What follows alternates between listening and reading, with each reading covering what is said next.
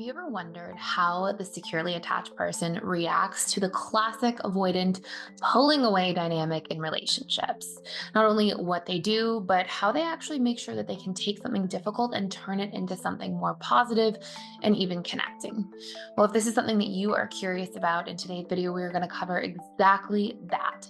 And I'm going to take you through some really powerful things that the securely attached person does differently in a relationship, particularly with an avoidant, that can take something as challenging as this person pulling away and turn it into something much more productive and even bonding in the relationship. Now, if you're new to this channel, my name is Gibson. I'm the founder of the Personal Development School and put lots of content out here almost daily on YouTube, all about subconscious mind, healing our relationships, and of course, in particular, about attachment styles. So let's go through this here together. I actually put a little bit of a slide here to take you through this whole experience, you can really see some of these crucial differences. I'll go through some exercises with you, but I want to first clarify some of the differences between how an avoidant partner pulls away because it actually requires two very different approaches. So there's the first part, which is the stonewalling version of pulling away. And this is different because it tends to be more reactionary and it's usually in response or in regards to a specific situation. So, for example, maybe there's some sort of argument or disagreement where the avoidant feels unheard in a relationship. And so, in that particular case, they may feel frustrated by not being heard and they may pull away very suddenly and very intensely. They may tend to stonewall. And this can really look like icing somebody out, ignoring them, maybe not answering their calls or text messages or things of that nature. But there are also two ways that this can go about taking place. There can be a spiteful approach where somebody can be doing this from a place of malintent, right? Somebody may be like, I'm going to actually punish this person with my silence. Generally, that can actually put us more towards covert narcissism territory than, in particular, dismissive avoidant attachment style territory. It's not to say that dismissive avoidants don't ever have a spiteful approach, but if you're seeing somebody being extremely spiteful and they're trying to constantly punish somebody with their silence or distance, that usually, has at least a red flag that may point us in the direction of something more than just somebody having an avoidant attachment style. And then there's protective, right? So we'll tend to see very frequently that dismissive avoidant attachment styles in relationships have a more protective approach. They're more self protecting when they do this.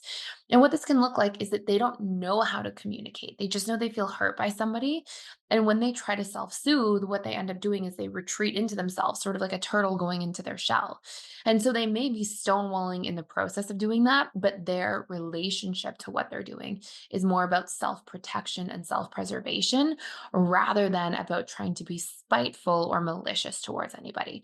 And you may not be able to tell a really big difference from the outside. And in fact, these things can have, whether it's a spiteful or protective approach, they can actually affect the person that they're happening to in a very similar way because it really doesn't feel good to go through this particular experience.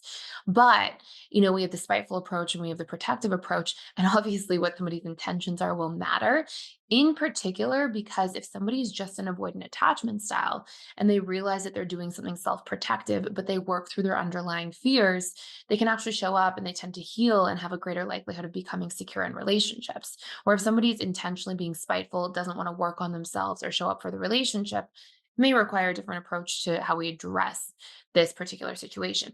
So we've got this sort of spiteful versus protective approach. From a securely attached perspective, here's exactly what a securely attached person does to deal with this. Okay. So when they're being stonewalled, here's what they do. The first thing they do is they call it out directly. Okay. Now, how we do this will really matter. This has to be done in a safe, harmonious, and regulated way, but it also needs to be very assertive. Okay, so assertive usually means that we use very direct language. We don't beat around the bush. We're very direct, but we're kind and we're regulated at the same time. So, what this would look like as an example is if I saw somebody stonewalling me, I would say to them, "Hey, I can tell something's up for you because I can tell that you're a little withdrawn. I don't think it's the most productive approach to not talk out and share whatever's on your mind so that we can solve for it. And I need you to be able to do that in this relationship dynamic. I'm not saying it has to be right now, but when you're ready, it doesn't feel good for me to be iced out. I would appreciate having a conversation so we can fix this. And so what you're doing is you're saying it's not okay to stonewall. We're calling it out directly. It's not productive, right? But I'm saying when you're ready, I can tell something's up for you. I can tell you're upset. I'm not here criticizing or saying, I can't believe you're doing this. I'm here addressing it directly, pointing it out, but also saying, here's what we can do next. Here's how I'd like to approach this. Okay, so this is what a securely attached person would do in this particular situation. Now, of course, if the person never comes around and all they ever do is stonewall and they never make an effort in the relationship, that may be a call for a different approach, that we actually set a boundary with a person instead of setting a boundary around stonewalling in a situation, right? We may say, if I'm with a partner who can never work out conflict or never hash things out with me, maybe this isn't the right relationship for me. But if I call it up directly, I'm calm, I'm regulated, there's a very good chance I'm going to see the needle move instead. And this is something securely attached people tend to be very good at, which tends to help them build and grow with an avoidant partner and help that avoidant partner indirectly, as long as they're willing to do the work, become more secure because they're modeling secure behaviors over time. And they're not really putting up with things that fall outside of that realm of what would constitute as secure behaviors. So that's the first part. Then we have another dynamic where an avoidant can pull away. And this is really about distancing and deactivating. So it may not be reactionary, like in regards to a particular situation, but it tends to be more pervasive and used as a soothing strategy. So you may see, for example, dismissive avoidance, they don't know how to co-regulate. They don't know how to regulate themselves while in the company and presence of others. They tend to soothe themselves on their own time, very much in their own space. And they tend to struggle to be able to have this reciprocity, this reciprocal soothing, like, hey, I'm feeling this. I need these things. They don't like to open up about their internal world. And it's not even, I shouldn't say they don't like to open up. It's like they don't know how to do that very well. They have no modeling. So it feels uncomfortable and foreign. So, what we can do here instead is realize that this is a soothing strategy. They're pulling away, going into their shell because they are attempting to get their needs met through their creature comforts, is usually how they soothe. And so, what they're seeking through their creature comforts is usually a sense of safety, acceptance. They feel like they can kind of, part of why they need to soothe alone is they often judge themselves for having creature comforts. So they'll kind of like withdraw into their own space and time to rely on whatever the creature comfort is. It could be binge eating food, it could be binge watching television. And what they're doing is they're doing this away from people because they don't think that their behavior is acceptable. And so they're doing this, in their own space away from other people so that they can sort of have this sense of self-acceptance, like, oh, this is what I do. And they're trying to escape judgment or shaming from other people. So they tend to be soothing for the need for acceptance, for safety. And on top of that, you know, if we have a dynamic where somebody's pulling away from a securely attached person all the time, guess what a securely attached person is going to do? They're going to understand that they need to work on the safety and acceptance in their relationship, but that cannot come at the expense of them having needs. So, what you'll see instead is that a securely attached person would go to the avoidant and they would say, hey, I know you need a lot of time alone. And I'm okay with that. I'm, basically trying to say I accept, right? That it's okay if you need time alone. And I also need time together in the relationship. So, why don't we make a bit of a plan or put all of our cards out on the table to see how many evenings a week you really need to do your own thing?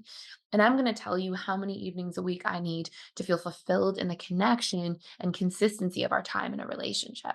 And so they would be making sure that they're honoring that this person has different needs, they're going about it in a kind way, but they're not dishonoring their own needs in that dynamic as well.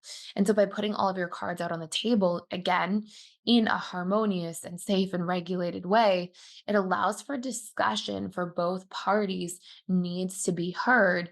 And this can allow the needle to really move.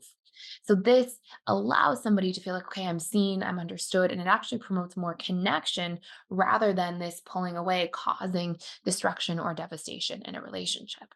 Now, if you want to do a deeper dive into exactly how to have these conversations, I actually have something you can check out for free and you can actually print it off.